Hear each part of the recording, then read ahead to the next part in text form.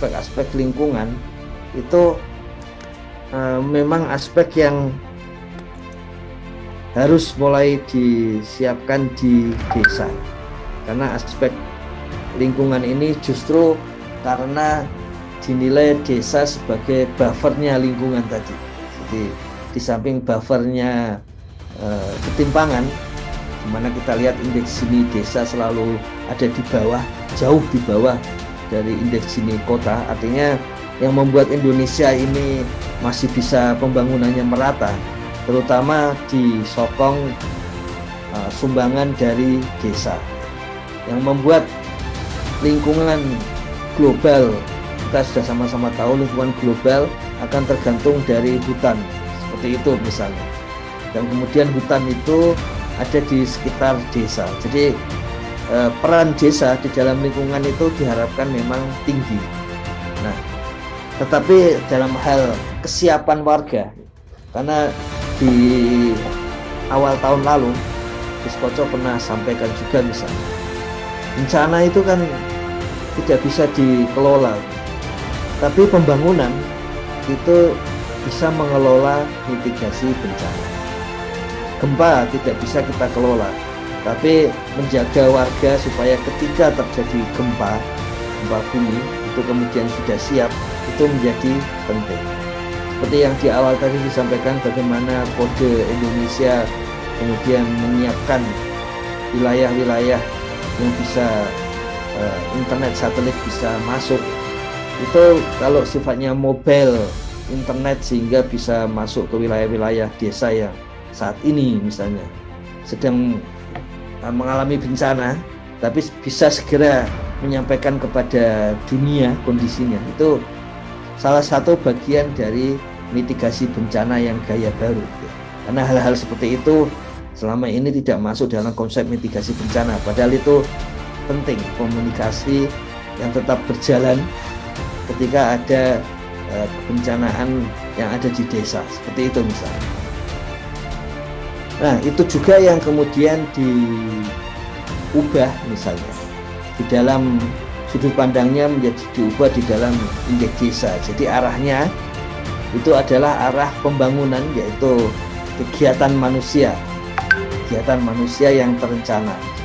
Definisi dari pembangunan kan seperti itu. Jadi memang sengaja kemudian direncanakan, dan di situ karena itu kegiatan manusia, maka itu bagian dari pembangunan. Nah, di sini mitigasi menjadi penting. Jadi baru 6,25 RT yang punya penanganan kesiapan untuk mitigasi bencana. Bagaimana di level nasional? Kalau kita lihat di level nasional, itu capaiannya juga rendah.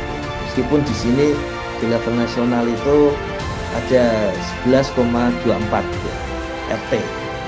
Ini 11% RT di desa-desa yang siap untuk mitigasi bencana.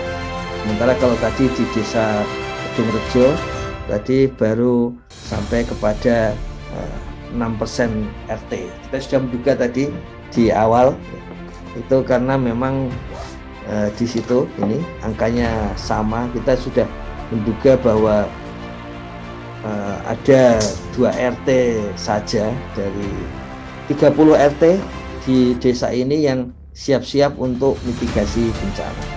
Kembali disampaikan bahwa tidak terasa saat ini. Itu tantangannya justru. Semua yang berbentuk resiko itu kalau kita sampaikan penjelasan kan nggak ada, tapi itulah yang namanya risiko. Kalau terjadi sesuatu, kalau tidak disiapkan, maka bencana itu akan terasa sangat kuat, sangat sangat terasa bagi desa. Jadi kalau kita lihat yang SDG desa ke 13, sessionnya habis. SDG desa ke 13 itu kemudian rekomendasinya itu adalah RT-RT yang belum ada mitigasi bencana, supaya di dalamnya itu melakukan tindakan-tindakan kegiatan, kemudian alat bahkan bahan kalau terjadi mitigasi bencana. Jadi kalau kita lihat di sini di SDG desa ke-13 ini malah kosong ya, belum ada yang mitigasi bencana. Jadi berarti harusnya nilainya 0 ya. Itu dari 32 RT belum ada satupun RT yang menyiapkan alat-alat mitigasi bencana, bahan-bahan mitigasi bencana. Dalam salah satu acara SDG desa misalnya, Mbah Lurah Geni Langit itu menyampaikan bahwa ada lokasi evakuasi, jalan-jalan menuju lokasi evakuasi. Itu bagian dari mitigasi bencana. Nah, itu perlu ada, yang seperti itu perlu ada, dan ke depan itu penting untuk melatih warga. Ini yang belum pernah terjadi di tempat kami misalnya. Pada waktu ada gempa dari selatan Banten itu hanya tahu bahwa kita harus keluar rumah pada hari Jumat kemarin. Kita harus keluar rumah. Tapi bagaimana kalau di depan rumah hujan deras dan kemudian kalau di Bogor itu petir, itu berbahaya juga di luar rumah, apalagi di lapangan pada waktu itu. Nah, jadi harus siap dengan di bawah meja. Nah, hal-hal seperti itu perlu disampaikan, karena kita sudah, kalau dulu kita nggak terlalu paham, kalau sekarang kita paham bahwa kita hidup di atas wilayah-wilayah tanah-tanah yang mudah bergerak gitu. Tapi ada negara yang sudah siap, contohnya Jepang gitu, siap dengan gempa ya. Tapi di situ juga pernah ada satu yang namanya juga mitigasi ya. Ada satu desa yang lebih banyak ada angin kencang.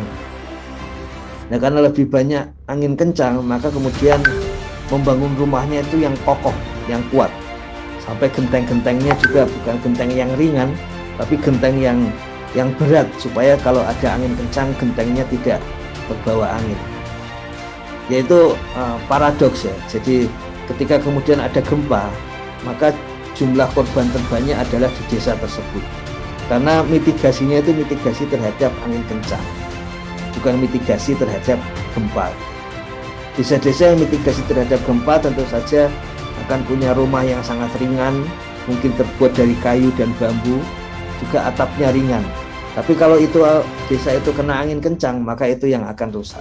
Jadi memang ada resiko juga di dalam mitigasi bencana, mengetahui apa peluang bencana yang ada.